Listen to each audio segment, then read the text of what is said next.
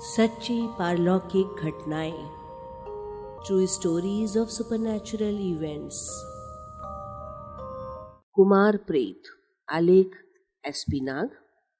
यह आलेख northern India पत्रिका में प्रकाशित हुआ था।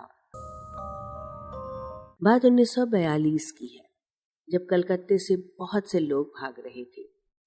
गौर मोहन मुखर्जी गली कलकत्ता 6 में मेरा एक प्रेस था। ये स्थान स्वामी विवेकानंद के जन्म स्थान से बहुत समीप है। अहाते के अंदर 3 इमारतें थी, किंतु फाटक सामान्य था। एक छोटे गलियारे के अंत में 10 कमरों वाला एक मकान था, जिसमें मैं रहता था। इमारत के दाहिने पक्ष के पहले ही कमरे में मेरा कार्यालय था। बगल के कमरे में एक मुद्रण यंत्र था। मैं परिवार सहित मकान के पहले खंड में रहता था। कार्यालय के सामने एक दरवाजा और था, जिसमें से केवल मेरे परिवार के सदस्य ही आया करते थे। एक दिन सवेरे के कोई 9 बजे होंगे। मैं अपने कुछ मित्रों से बात कर रहा था कि मैंने देखा कि एक बहुत ही सुंदर सा लड़का बहुत तेजी के साथ उसी दरवाजे में से अंदर घुसा। मुझे अच्छी तरह याद है, उसके बाल घुंघराले थे, गोल मटोल मुंह और बहुत ही साफ रंग था। वो रहा होगा कोई 11-12 साल का और खाकी पतलून पहने हुए था। मैंने सोचा कि वो हमारे पड़ोसियों में से ही किसी के घर का होगा, इसलिए उस पर कोई विशेष ध्यान नहीं दिया। किंतु जब मैं दोपहर के भोजन के लिए घर गया और सबसे पूछा कि वो लड़का कौन था, तो उन सब ने कहा कि ऐसा तो कोई लड़का आया ही नहीं। मैंने बात वहीं ठप कर दी, क्योंकि न तो मुझे भूत प्रेत पर ही विश्वास था और न मुझे उस समय भूत प्रेत का ध्यान ही आया। कलकत्ते पर बमबारी होने लगी और मुझे भी अपने परिवार को कलकत्ते से हटाना पड़ा, और तब मैं मकान में अकेला रह गया। एक रात जब मैं सो रहा था, मुझे अपनी टांगों पर ठंडा ठंडा सा स्पर्श लगा। मैं उठकर बैठ गया तो एक छोटे से लड़के का धुंधला सा चित्र दिखाई पड़ा। लड़के के बाल घुंघराले थे और वो शीघ्र ही अंतर्ध्यान हो गया। मुझे तुरंत कई महीने पहले की घटना याद आई। मुझे स्पष्ट दिखाई दिया कि उस लड़के और इस लड़के में बहुत समानता थी। मैंने कई बार परमहंस रामकृष्ण का नाम लिया और अपने आप को संभाला। शेष रात मैंने जागते हुए ही काट दी। हम बड़े अचरज की बात थी कि इसी ढंग का अनुभव अगली रात और आगे की कई रातों को हुआ। मुझे हर बार मुझे ऐसा प्रतीत होता था कि मेरी दोनों हाथों से मेरी टांगों को कोई हल्के हल्के से हिला रहा है। मैं बड़ी सोच में पड़ जाता था कि आखिर इसका मतलब क्या है। वो आकर मेरे पैरों की मालिश क्यों करता है? मेरी समझ में कुछ न आया। एक ब्राह्मण ज्योतिषी थे, जिनका हमारे परिवार में बड़ा मान था। एक दिन वो हमारे घर ठहरे हुए थे। हम दोनों एक ही बिस्तर पर सो रहे थे। मध्य रात्रि के समय कोई ध्वनि मेरे कान पर पड़ी और मैं जाग उठा। देखा कि ब्राह्मण महादेव बुरी तरह चिल्ला रहे हैं। मैंने उन्हें बुरी तरह झकझोर डाला, तब कहीं वो उठे। मैंने बत्ती जलाकर उनसे पूछा, क्या बात है? उन्होंने कहा, कोई उनकी गर्दन दबा रहा था। मैंने कहा, उन्होंने कोई स्वप्न देखा होगा। किंतु ज्योतिषी महोदय का भय दूर न हुआ। वो आंखें फाड़ फाड़ कर बैठे देखते रहे और दोबारा सोने को तैयार ही न हुए। तब मैंने उनसे कहा कि वो कुछ बताएं कि किस ढंग का व्यक्ति था जो उनकी गर्दन दबा रहा था। उन्होंने बहुत ही स्पष्ट रूप से वर्णन किया कि कोई 11-12 वर्ष का बड़ा ही सुंदर सा लड़का था, जिसके बाल घुंघराले थे। तब मैं सब समझ गया। किंतु उनको शांत करने के लिए मैंने कहा, किंतु वो भूत तुम्हारी गर्दन क्यों दबा रहा था? वो तो प्रतिदिन आकर मेरी टांगों की मालिश करता है।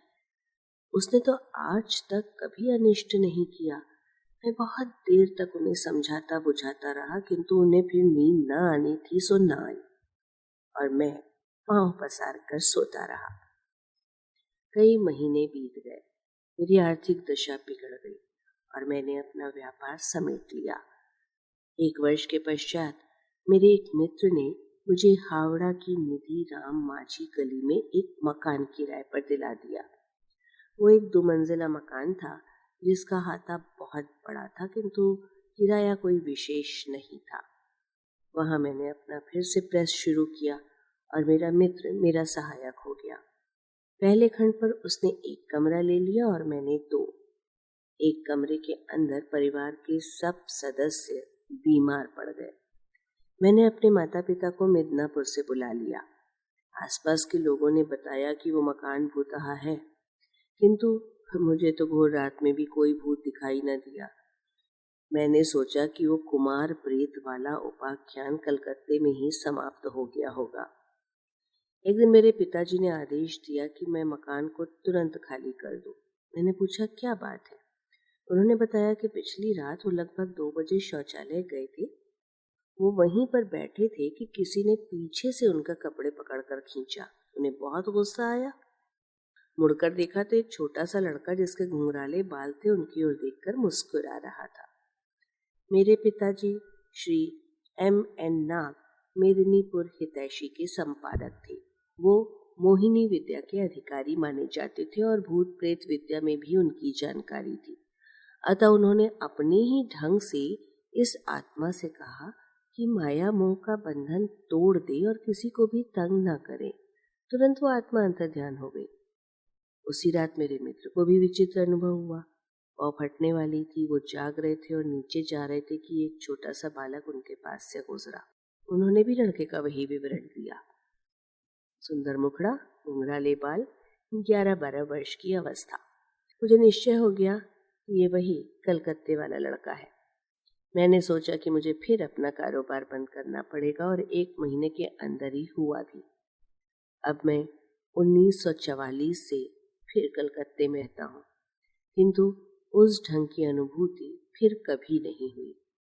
जिस स्थान पर मैंने सबसे पहले उस लड़के को देखा था, वहाँ एक तख्ती थी जिस मकान के सबसे पहले मालिक का नाम लिखा हुआ था।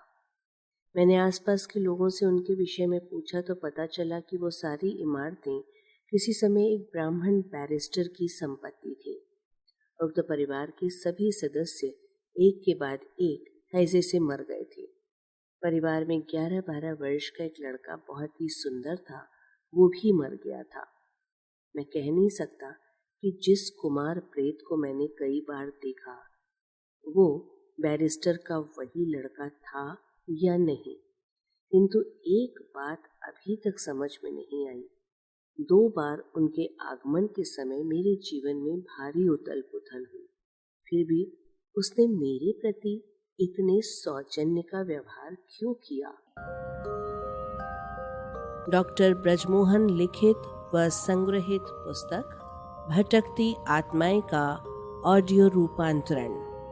वाचक स्वर संज्ञा टंडन। प्रस्तुति arparadio.com।